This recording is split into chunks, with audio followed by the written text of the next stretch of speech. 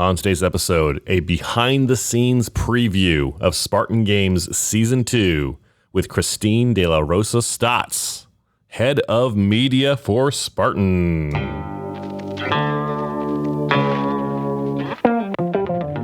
Welcome to the OCR Report podcast, brought to you by the OCRReport.com. We are the only podcast to focus exclusively on the elite sport of obstacle course racing, from Spartan to Tough Mudder to the OCR World Championships, and wherever the elites are racing, we are there. My name is Will Hicks, and this is the OCR Report. Welcome back to the OCR Report podcast. Thank you for listening. My name is Will Hicks. Today in our show, we are talking Spartan Games Season 2. Spartan Games Season 2 debuts on March 24th. Are you going to watch? Who do you think will win? Before we start, you can email me, will@theocrreport.com.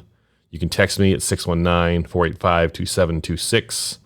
And you can follow the OCR Report on Instagram at the OCR Report. If you go to the OCR Report Instagram right now, we are in the middle of venue madness. Madness. It is March, and in the United States, there is a large basketball tournament, 64 teams, and it's technically a bigger event than the Super Bowl, the NFL championship, because it is over 3 weekends. The 64 teams get knocked down to 32, then 16 teams. Second weekend, they go from 16 down to 4. And then the Final Four is a big deal here in the U.S. for college basketball championships. On the OCR Report Instagram, we are doing venue madness. Madness. We have selected 64 of the best Spartan venues from around the world, and we are picking out, you are voting on them in our Instagram stories to decide the number one venue in the world. Some of the early favorites are Sparta, Greece, Lake Tahoe, Killington is doing well, Big Bear, California, doing well. Abu Dhabi barely made it out of the first round. Like, it was tied 50-50, Abu Dhabi and Abu Dhabi and Fayetteville. And Abu Dhabi pulled it out in literally in the last 15-20 minutes before the polls closed and beat Fayetteville by 3 votes. So very close, very exciting. We'll see if Abu Dhabi can hang with the other World Championship venues. You can be a part of the show by leaving a review on Apple Podcasts, and I will read it on a future episode. In fact, speaking of, let's read some iTunes reviews. 5 stars. 5 stars. 5 stars. 5 stars. 5 stars. 5 stars. 5 stars. No reviews this week, but you can leave a review on Apple Podcasts by opening the purple podcast app, searching for the OCR Report, click our logo, and then scroll down to click Write a Review. And I will read it on a future episode. Speaking of reviews, episode 1 of Spartan Games Season 2 drops this week, March 24th. After talking with Christine, here's what I think is going to happen. The first episode is not going to be what people expect based on season 1. The first episode is, and Christine's going to talk about this in our interview, the first episode is getting to know the athletes. There's a lot of new athletes. There's athletes we know. You know Ryan Atkins. You know Lindsey Webster. You know Corinna Coffin. You know Hunter McIntyre. Ryan Kent. You know there's a lot that we know. There's a lot that we don't know. A lot of athletes that we don't know. So they're going to spend time introducing those in the first episode. The competition for Spartan Games Season 2, the events, do not start until episode 2. So there might be a little bit of, murmuring and I know in the OCR community, when something happens, when there's a change that we're not expecting, everyone responds rationally and calmly. nobody that you or I know would ever fly off the handle and start just saying crazy things on the internet. That doesn't happen. I get it. But just so you know, consider the first episode going in an intro, and I think you'll be pleasantly surprised when episode 2 rolls around next week. Let's get to it. It's time to talk with Christine de la Rosa-Stotz. Let's go to the phones. Christine de la Rosa-Stotz is the head of media for Spartan. She worked behind the scenes on the production of Spartan Games Season 2, debuting on March 24th. You can watch Season 2 of Spartan Games on Outside TV, Spartan TV, and on Spartan's YouTube channel. I am happy to welcome Christine de la Rosa-Stotz to the show. Christine, welcome. Wow. I feel so official. You're very official. Head of media. That's pretty official. Yeah, it's so funny because I've never really been on the other side of being interviewed. I'm always interviewing people. Sure. So I understand the nerves now that people feel when you get interviewed. Christine, you do not have to be nervous. This is very low pressure. Christine, what does the head of media do? What's your job? So I've been with Spartan for 3 years. I came on in 2019 as a director of video. My background had always been in sports. I was with Vice before this and a bunch of other, I worked with the NFL, NBA, UFC. I mean, you name it, I've kind of touched it in some way. And then once I came to Spartan, it was kind of this unique place where they needed someone that was a director of video, but there wasn't really like any set process or any set anything. And so I thought that was a really unique challenge. I really liked the idea of like being able to set up the process, kind of what I did at Vice Sports. And so yeah, it was like the next step in my career. So now that I'm here, I don't really know how to answer the question, like, what do I do? Because I feel like it's everything, but really high level, I kind of now, especially am really playing a hand in figuring out, how our content looks, feels across the board, not just, video, but how it touches everything across social. And so that's why head of media ended up being the title I'm having now, is just because I end up touching all of the different things that are media. So we combined our teams on social and video, and we have just one team now called the media team. And yeah, I kind of head up the entire team and just make sure that everything we do is following some sort of process and that it looks and feels and keeps elevating and going up and up and up. And then Spartan Games kind of came across our lap, which was a really unique project. So I'm really excited to be working on it again. One of the only good things to come out of 2020 was season 1 of Spartan Games. Was it a tough decision to bring it back for season 2? I mean, I can't say it was a tough decision. Everyone had been talking about it after the success of season 1. I think it was like, when are we doing season 2? And it would be crazy if we didn't do season 2. But it was really like touch and go for a little. We just weren't sure, the real reason why it was achievable in 2020 was because we didn't have events. And so the amazing team that puts on these events all around the world was kind of at a standstill. And we had the amazing brains of like Mike Morris and David Watson and all these other people on the Spartan team who really were able to, come together with me on the media side and put together something that was not just enjoyable from a competition perspective, like as all Spartan races are, but also something that was enjoyable to watch. It was really the first time that I really got to collaborate with the race production team, and build a product that was fun to watch, but also really fun for the athletes to participate in. And so it definitely wasn't a tough decision to bring it back. It just meant like a lot of different things had to come together. What made it a lot harder this year was we had events. And so Spartan Games 2 ended up being, okay, well, maybe we just need to do it on the back end of another event, which is why we did it on the back end of Big Bear. We thought that would make it a little bit easier for us.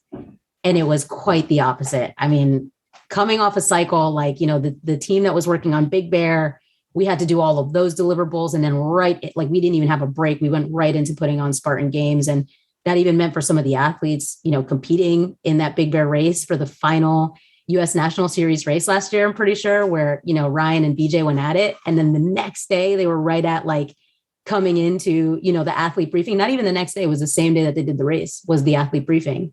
So it's pretty wild that all the things came together the way that they did. The stars aligned, I guess. And we pulled it off somehow. But yeah, pretty crazy. During filming, Spartan posted some brief clips on social media. We got to see an event with some shooting. What is the shooting about? I guess you'll have to watch and find out. I mean, you knew you were going to get that answer from me. I'm not asking you who won. I'm just like, what's the shooting? No, I can definitely give some info. I mean, the series is coming out next week, which is really exciting. I mean, we're really down to the wire. We're still obviously working on the series. But yeah, the shooting component was really interesting this year. I mean, we had been talking about how to, take it to the next level. And we really thought that with something like tactical games being, something that's really kind of setting some sort of scene of its own in a way, the combination of CrossFit and, tactical shooting or whatever was really interesting to us. And so we really wanted to bring it in. And of course, that's a sensitive conversation. You have a lot of different opinions on whether or not, everything about guns. And so it was really a decision that we all talked about a lot at length. And then obviously knowing that we were partnering with such an amazing, company and team like the Air Force Special Warfare, team. I mean, it just made sense to have something like this in there. And it ended up being like the most fun part of the competition to work on and figure out and seeing the nerves on people's faces, of like when we had finally announced it, that was going to be, the quote unquote secret challenge. So I can dive into a little bit about that too, because I don't think, Sure. It's not super clear yet until you watch the series, but basically going into it, the athletes, I mean, as always, like last year, the common thread that you hear from the athletes is like, well, I didn't know I was even coming until 2 weeks ago. And honestly, we kind of do that a little bit on purpose, right? Like we like the idea of following this, being ready for anything. And so we like that people aren't even really sure if they're going to like come or what to expect. And so that's part of the whole thing. And then to add to that layer this year with obviously special warfare being involved, we really wanted to have this like kind of surprise element just because that's something that they really focus on in their training and all that kind of stuff is making sure that they're always ready for the unknown. And so the athletes knew 8 of the 9 events. So there's 9 events total. They knew 8 going into them, but they didn't have any details. So they knew, for example, that there was like a half marathon. They knew that there was, Spartan Cross. They knew that there was some sort of Atlas stone thing. But that was pretty much what they knew. They didn't know details. They didn't know how things were scored. They didn't know anything around the actual competitions themselves. And the last event was this surprise element, which was, we were calling it the Hero Within Challenge. And that was one that we designed in partnership with the Special Warfare team. And it's modeled after the story of a fallen hero. So it has like a lot of emotions tied to it. It has a lot of, different things that are tied to it. And when we first got there and I started interviewing the athletes, I was like, there's a secret challenge. Like, what do you think it is? And most people knew, like, had a feeling it had something to do with shooting just because they've heard things through the grapevine or, they saw that we had one, a friend of mine who ended up being one of the competitors, Tim Szymanski, who's a 4-time tactical games champion. And actually he's a chiropractor in Boston. So I thought he was like really awesome. I had just a friend of mine that I've known for a long time. And I was like, hey, you want to come do Spartan Games? He was like, I don't know what that is, but maybe. And within like 10 minutes, he called me back. He's like, I'm in, I'm down. I can't pass this opportunity up.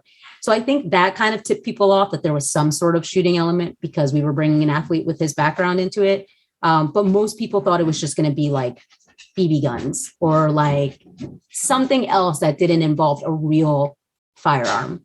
And so when we did release that challenge, like the reactions we get from people are just amazing. I won't tell too much, but Sure. Yeah, it was great. I've got to imagine some of those people had never fired a gun before. I mean, even like Ryan Atkins, he's like someone who we are so used to in our space, especially seeing him excel in every single thing he does. I mean, the guy is incredible. He's like a machine. But that's what's really interesting about Spartan Games. It's seeing all these people who are amazing in their discipline sports and bringing them into something where all of a sudden they're knocked back to like being a novice at something. And that's a really interesting thing to watch unfold because the minds of these athletes is just like, I mean, you meet these people and you're like, I don't understand how you do what you do as often as you do it, but you're obviously really good at it. But then you watch them go back to the beginning and it's like the way that they adapt and just figure out how to like get an edge in any tiny way that they can. They're so strategic in the decisions that they make.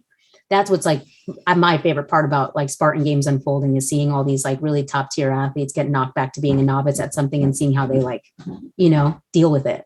That's two of the biggest memories I have of season 1 of Spartan Games is Ryan Atkins getting thrown around wrestling and Lindsay Webster breaking down in tears. She had an injury and she was competing through it. And you're right. We're used to them seeing as like supermen, but they can bleed too. And that's what's cool. It's like, that's what I mean, when Spartan Games was first brought up in 2020, I was like 100% in. I'm like, I'm so in. I don't care how often I have to be up late for calls or figure this out. And then it was a lot of work. And same thing this year. I mean, the first year I was like super pregnant too when we went and filmed it. So I was like 8 months pregnant when we were at the farm running around. And that was like a really interesting thing. I mean, I even have like, my husband has so many like videos and pictures of like me sitting, being super pregnant at like 10, 11, 1 a.m., you know, just like watching cuts of this thing. We were at such a tight timeline for the first one.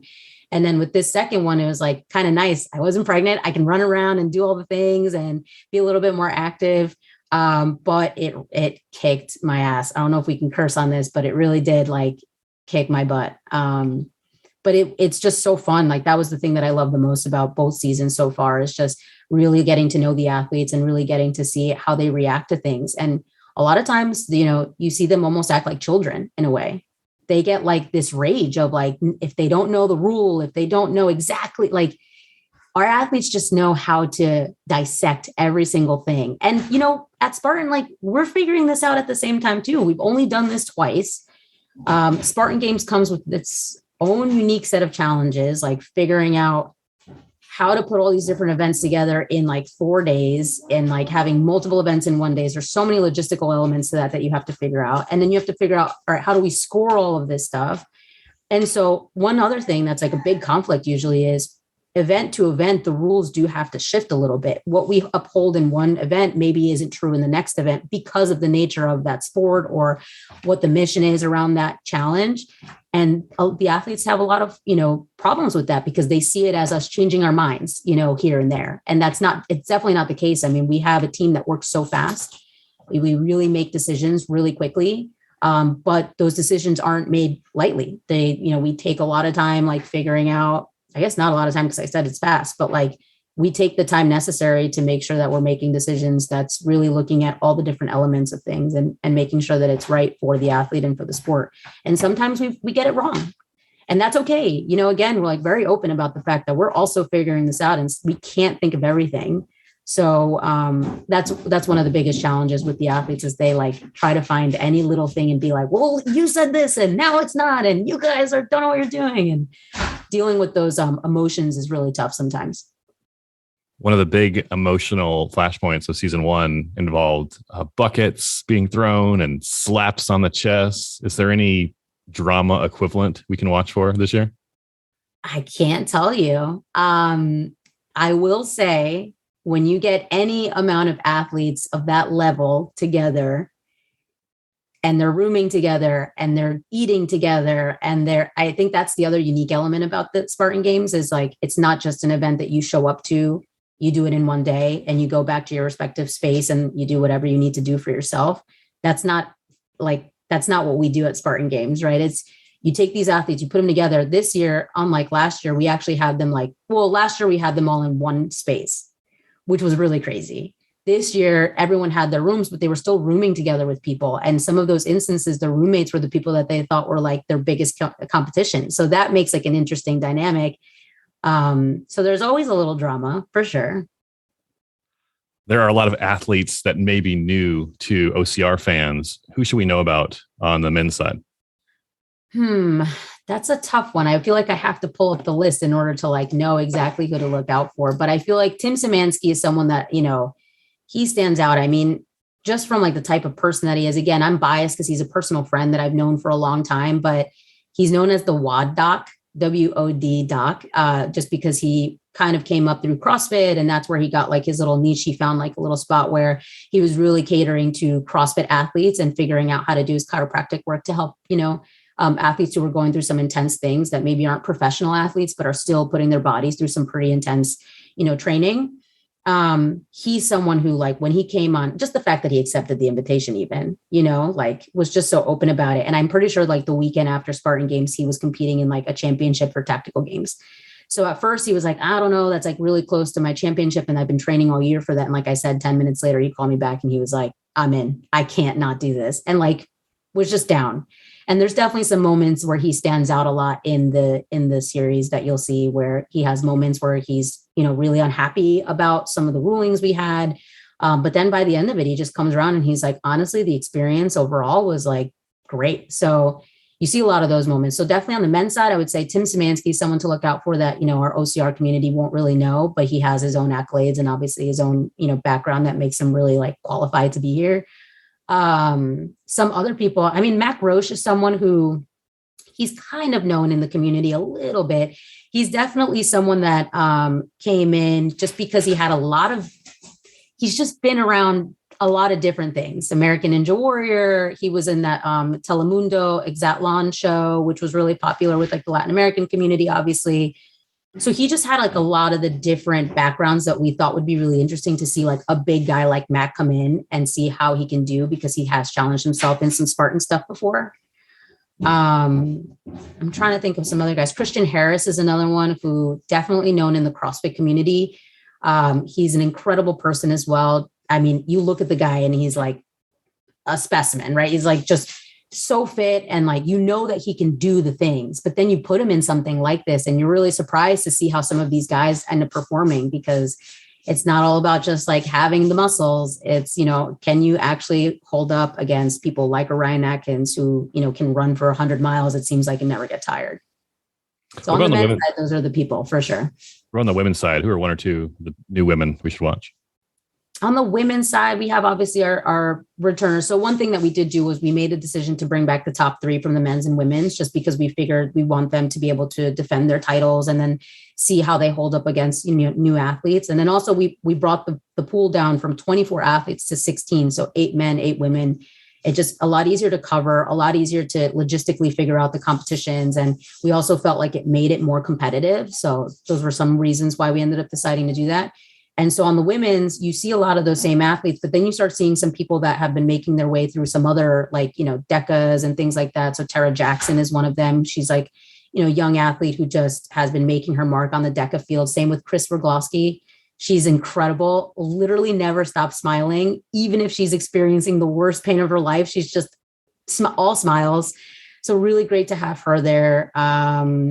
Ariana Scalfo is another one who she kind of just came up through, some people knew about her, said that she would kind of be a really good candidate for this type of, competition. And she really held her own. I mean, she was like, I don't even know, why am I here? But the whole time she was just really thankful for the experience of getting to know these other athletes and being involved. And so, on the women's side, same like last year, the overall sentiment on the women's side was just like, awesome vibes, like really positive. Everyone's just trying to help and support each other. And then on the men's side, it's like, that's where the drama comes out on the men's side for some reason. That's the testosterone half of the event. Huh?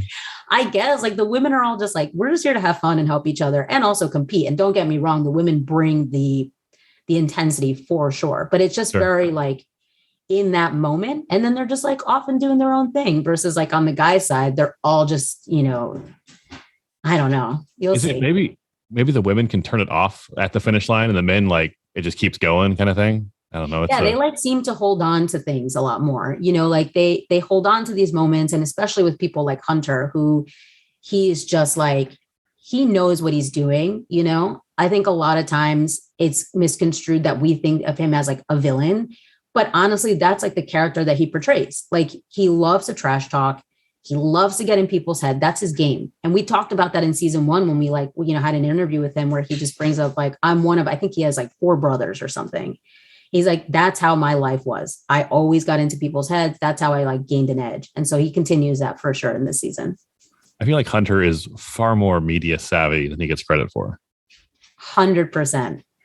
Because, you see that side of him on screen and it's very easy again to like think of him as this villain. And that was something that came up last year where, people were bringing that up a lot. And I was like, honestly, no, we're not categorizing anyone in anything, but like he is that character just by nature and the way that we've seen him compete and everything. And that definitely comes out in this season. Ryan Atkins and Lindsay Webster are back defending their titles from season 1. What was it like having them back out there? I mean, they're incredible. Just like the ability to like, it almost feels just like an honor watching them compete a lot of times because they're just incredible athletes. I've never seen people like them who not only are they so genuinely nice on the flip side of things, like when they see me at races, they're always just so friendly and nice and genuinely feel like they care. And I've had like a lot of conversations with them about just like different things. And I love to hear their opinion on things because obviously they've been a part of the sport forever. So I love talking with them. Having them back was honestly great. It's just like, are they going to be able to hold on? Is something going to change? For Ryan, I think it was unique because, he came in again, like I said, same day. He ran that race. VJ beat him. It was like a battle at the US National Series last year. And then to have them come in, like Ryan Atkins doesn't show emotions a lot. That's like definitely one thing. It's really hard to get like the true emotion from him. But I've now that I've, kind of known him for these last 3 years and seen him compete, I definitely know when things are starting to like almost get to him. And I really saw that coming out with the VJ thing, like VJ just like came and killed it. And then he came into this event, just like obviously riding that wave. And so you'll see in the first couple episodes, I mean, a lot happens where we had like random draws for 2 of our events and they got paired up for one of them. And it is a battle for sure. And it's like surprising to see what happens. And I don't know, it's pretty crazy. And that like kind of continues on through the whole series where you see that battle going back and forth between Ryan and VJ. And you're kind of like, is this like VJ's moment? Like, is he going to come out and like really, dethrone Ryan Atkins? Like, you don't know. So that's kind of a really interesting thing that played out that I was like really invested in while we were in the moment, like filming. I was like, oh my God, what's actually going to happen though? So Season 2 of Spartan Games debuts on March 24th. Christine, how can people watch Season 2? So you can watch it. So we have a couple different ways of watching it. Last year, we just premiered it on our YouTube channel. Now that it's growing a little bit, we launched Spartan TV at the end of last year. And so you'll be able to watch it on Spartan TV, and it'll also be broadcast on Outside TV, which was honestly such a great partnership. We're so excited that they're really involved and really want to, put some of our Spartan content on their channels because it's like makes sense, So those are the 3 primary places you can watch. So for people who aren't familiar with Outside TV, that's an over-the-air broadcast cable channel, right? Yeah. So they can like sit on their couch and watch it like they watch Ninja Warrior or whatever. Exactly. Yes. So just look at your, whatever the TV guide version is now that you have of how to find like the channels and, and all that stuff, and just check your quote unquote local listings. And you'll see Spartan Games should be listed somewhere on there on Outside TV for 8 p.m. On March 24th. And then every Thursday after that. How many episodes is season 2? So season 2 is 5 episodes. And I love that you asked because there is something I want to like clarify because I don't want people to be, there's a lot of pressure to like uphold what we did with season 1. And season 1, like I said, the stars just aligned. Season 1, I think, is like just something that we're never going to be able to recreate because it was new. It was like the circumstances around it made it so that we really were able to like hit another level with the show. With this one, just a reminder that we do have events that are fully back on. And so this has been that's another reason we keep getting so much, comments, so many comments on, when are you releasing it? It's, it happened so long ago. And it's like, I know we had a world championship in December in Abu Dhabi, that we had to go and film and we had a bunch of stuff happening in November as well. Our trifecta world champs in Greece and just so many things that were going on, whether they happened or not, they were still being planned for, and so that's why we were, needing a little bit of extra time on this one. There's 5 episodes total. The first episode is only a half hour long. It's meant to just be an introduction. There's no competition that goes on in the first episode, and that can kind of be a bummer for some people. So I definitely want people to know that it's done intentionally. Last year, what we learned was the 4 episodes. In the first episode, we just had so much to get through. We had to explain Spartan Games, explain the rules, explain the points, introduce you to 24 athletes, and then get into the 2 events from the first day. And it was like way too much for 1 episode. So what we decided this year, which may work, may not, we'll see, is we decided to make it 5 episodes, with the first episode being a half hour. The last 4 episodes are all an hour long. And that way we really get to dedicate the full hour to competition for the rest of the episodes. The first episode is literally just meant to introduce you to our athletes, get you up to speed on like what the events are this year, and what our, point system is and all of that stuff. And then hopefully that way, once we start the second episode, you're just ready to go and we can really get into the action, which is, something we heard from last year. A lot of people, they wanted more of that action. So starting with March 24th, new episodes every Thursday. What else should people know about Spartan Games, Christine? I really want people to know that it's a project at Spartan that we love. we truly love it, from the people that are building everything and putting and designing the events. And then like on the filming side, it is a project that we all look at as like an exciting new thing. It's like the new, puppy that we get to play with. And that's really fun. And so that's awesome. But at the same time, again, like we just have so much other stuff going on that it gets really difficult to try to juggle all the different projects. And so, I think what I want people to know the most is that this is overall us trying to give these athletes a new platform to compete in a different way, and also to try to showcase talents from a bunch of different backgrounds. And that can be really difficult to try to find. I think people think we just like, we just handpick athletes and like, that's it. And that's definitely not the case. I mean, to try to find and convince an athlete to take on something that we just keep saying, we don't know when it is, we don't know where it is, we don't know what the events are, but it'll happen at some point this year. Are you in? Is insanely difficult to do. And so we'd love for people to start nominating or calling out, what athletes they think would, be able to come and compete. But, again, it's not like just a free invite to anybody who steps up. There are some qualifications that we have to go through, and almost like a vetting process of there's like a little team that meets and reviews all the different people that are, looking at, competing. And then we say, okay, what have they done? Do we think that they're going to be able to hold up to, the standards? And that's really hard. And so I guess to answer the question in a short way, the thing I want people to know the most is that we really love the project, and we are, in the early stages of kind of figuring it all out. And so the more that feedback we get from the community of how to make it better, what's cooler, what's not working, what athletes do you want to see? Like the more we open it up, the better we'll be able to get at a faster pace. And so definitely chime in the comments with what you think we can do to make it better. But be nice to us too. It sounds like you're in the planning process for Spartan Games Season 3 and beyond. I'm hoping that that's the case. I mean, look, Spartan Games always comes up. The last 2 years, it just kind of came up. And in 30 days, we just had to figure it out and put it together. That's really the time that we had for both of them. For this one, I have so many ideas. Again, it's a project that everyone really loves. And so I think that we've all just been putting a little bit of time here and there, just figuring out like, if we do Spartan Games 3, what do we want to do different? And so there's definitely a lot of conversations floating around on, if it comes around, how are we going to do it? So definitely a lot of different versions of what we think will happen for Spartan Games 3. And if the stars line this year again, then we'll be ready to go. Season 2 of Spartan Games debuts March 24th on Spartan TV, Outside TV, and Spartan's YouTube channel. Christine De La Rosa-Stotz, thanks much. Thank you so much. Special thanks to Christine De La Rosa-Stotz for appearing in this episode. Well done, Christine. How excited are you about Spartan Games Season 2? I cannot wait. We'll talk about it after it airs. Follow the OCR Report on Instagram. Leave us a review on Apple Podcasts and Spotify. Just spend time with someone you love.